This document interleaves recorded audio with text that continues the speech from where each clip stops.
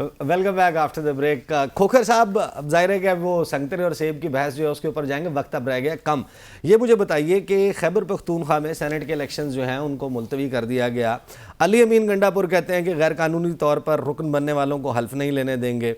Opposition leader کے پی کہتے ہیں کہ حکومت کی ہٹ درمی کی وجہ سے یہاں سینٹ کا الیکشن نہیں ہو سکا. اور اس سارے معاملے پہ اب ایک آرگومنٹ تو بڑا بہترین ہے کہ باقی الیکشن سارے ہو گئے اور سینٹ کا الیکشن آپ نے نہیں ہونے دے رہے. صدر کا انتخاب کروا لیا, وزیر اعظم کا کروا لیا, اسپیکر ڈپٹی اسپیکر ہو گئے, وہ کیوں نہیں ملتوی کیے مخصوص نشستوں کی وجہ سے؟ دیکھیں, جو یہ بات ریزرو سیٹس کی, اس ریزرو سیٹس کے اندر جو ہے ایک سیٹلڈ اس کے اندر لاء کا پرنسپل ہے کہ ہر انڈیپینڈنٹ کینڈیڈیٹ جو ہے وہ کسی بھی پولیٹیکل پارٹی کو جس کی پارلیمنٹ کے اندر پریزنس ہے اسے جوائن کر سکتا ہے. یہ کانسٹیٹیوشن کے اندر ہے, لاء کے اندر ہے. اب ریزرو سیٹس کے اوپر دو ججمنٹس آئی ہیں. ایک ججمنٹ آئی, الیکشن کمیشن آف پاکستان نے کہا کہ آپ کی انٹائٹلمنٹ نہیں ہے ایز اے سنی اتحاد کونسل, اور دوسرا انہوں نے وہ سیٹس جو تھی دوسروں کو دے دی. میرا ذاتی ویو اس کے اندر یہ ہے کہ یہ سیٹس دوسروں کو نہیں جا سکتی تھی. اب یہ ہے کہ اگر وہ معاملہ پشاور ہائی کورٹ کے اندر چلا گیا اور پشاور ہائی کورٹ نے الیکشن کمیشن آف پاکستان کی ججمنٹ کو انڈورس کیا ہے, تو اس سے ہمارے پاس صرف اب ایک ہی آپشن ہے. وہ آپشن یہ ہے کہ یا سپریم کورٹ آف پاکستان اس ججمنٹ کو سسپینڈ کرے یا اس کو سیٹ اسائڈ کرے. اگر وہ دونوں چیزیں نہیں ہیں تو پھر یہ ہے کہ وہ ججمنٹ جو ہے وہ بائنڈنگ ہے. تو کیا پھر ہم ہر چیز جو ہے چوکوں چراہوں کے اندر کریں گے؟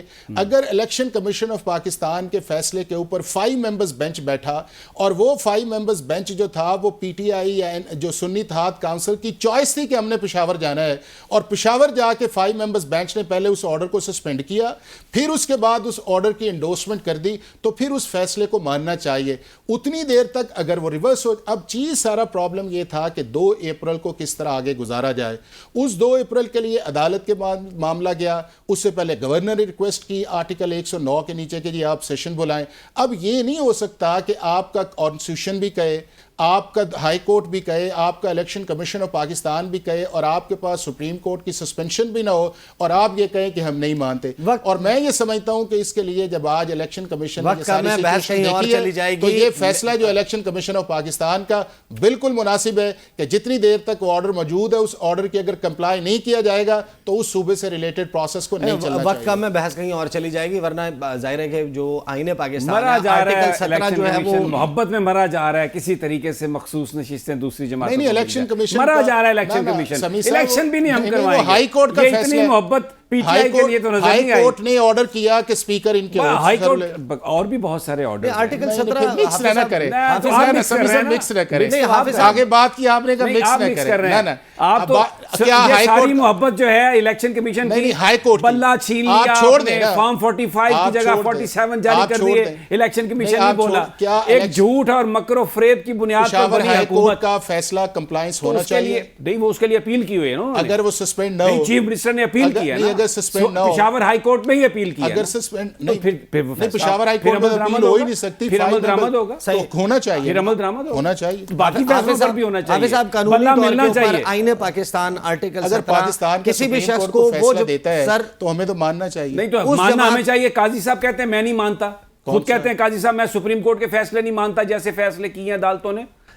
پوری قوم نے سنا, مجھے آپ کہہ رہے ہیں میں مان جاؤں. چیف جسٹس صاحب نے کہا کہ یہی جو پولیٹیکل انجینئرنگ ہوئی ہے, جو غلط فیصلے کروائے گئے ہیں, جو 6 ججز نے کہا ہے, یہ کہا ہے قاضی فاضل. ہم تو یہ کہہ رہے ہیں کہ ایک فیصلہ آیا, سپریم کورٹ نے ایک فیصلہ کر دیا ہے, اب پشاور ہائی کورٹ کا بھی فیصلہ کیا تھا, بعد میں معافی تلافی ہو رہی ہے, آپ اسے کر لیں, اس چیز کو آپ اس چیز کو کر لیں. لیکن سمی صاحب ایک گزارش اس کے اندر یہ ہے کہ ہٹ درمی جو ہے نا, جس کے اندر یہ آؤ کہ میں نہیں مانتا, اگر میں نہیں ماننے والی بات تو پھر 2 سال سے جو ہو رہا ہے اس سے برا اس ملک کے اندر ہوگا, اور اس کے کانسیکوینس جو ہے پاکستان کے ساتھ. آپ اگر یہی ٹائمز مجھے بتائیے گا کہ عید کے بعد کیا ایک ماحول بن گیا ہے ایک بڑی سیاسی اور وکلا تحریک کا؟ بالکل ماحول بن گیا. یہ تحریک بھی چلے گی اگر معاملہ صحیح انداز میں حل نہیں ہوا. اب کیونکہ بینچ بن گیا, لیٹس سی, ہم سب دیکھتے ہیں بینچ کی طرف, اس میں سینئر ججز بھی ہیں. Let's see what happens. میری گزارش ہے سمی صاحب سے کہ اگر سے نکل آئے. جی اگر ہی سے ہوگا, چیزیں اگر سے یہ ہیں, یہ نہیں ہے کہ ہم بالکل کو آنکھیں بند کر کے اس کو تسلیم کر لیں گے اگر قانون کے مطابق, کیونکہ یہ بات چیف جسٹس صاحب نے کہی ہے, قاضی صاحب نے کہا ہے میں نہیں مانتا سپریم کورٹ کے فیصلے. قانون کون ڈیسائیڈ کرے گا؟ عوام ڈیسائیڈ کرے، وقت ختم ہو گیا. پارلیمنٹ ڈیسائیڈ کرے. سمیع ابراہیم یہی ہوتا رہا سمیع ابراہیم صاحب بہت بہت شکریہ. ماجد نظامی صاحب ہمارے ساتھ موجود تھے. حافظ احسان کھوکھر صاحب اور کھوکھر صاحب ایک بحث اس کو اٹھا رکھتے ہیں. پاکستان کا آئین آرٹیکل 17 بڑا واضح ہے. کسی سیاسی جماعت کو اگر منظرنامے سے ختم کرنا ہے تو اس کے لیے وفاقی حکومت کو ایک ریفرنس بھیجنا ہے. اس ریفرنس کے اوپر سپریم کورٹ نے فیصلہ کرنا ہے, الیکشن کمیشن نے اس کو نوٹیفائی کرنا ہے. یہی طریقہ ہے کہ آپ مخصوص نشستوں سے بھی دور کر دیں, کسی پارٹی کو جوائن کرنے سے بھی روک دیں, کیونکہ آرٹیکل 8 بڑا واضح ہے کہ جو بنیادی حقوق ہیں جن کے تحت یہ آرٹیکل 17 بھی ہے, اس کے خلاف کوئی ماتحت قانون سازی نہیں ہو سکتی. اگر کوئی کی گئی ہے تو وہ غلط ہے, اس کو چیلنج ہونا چاہیے. اس پہ پھر کسی اور دن بحث کریں گے حافظ صاحب کے ساتھ. اب تک کے لیے اتنا ہی, اجازت دیجیے. اللہ حافظ.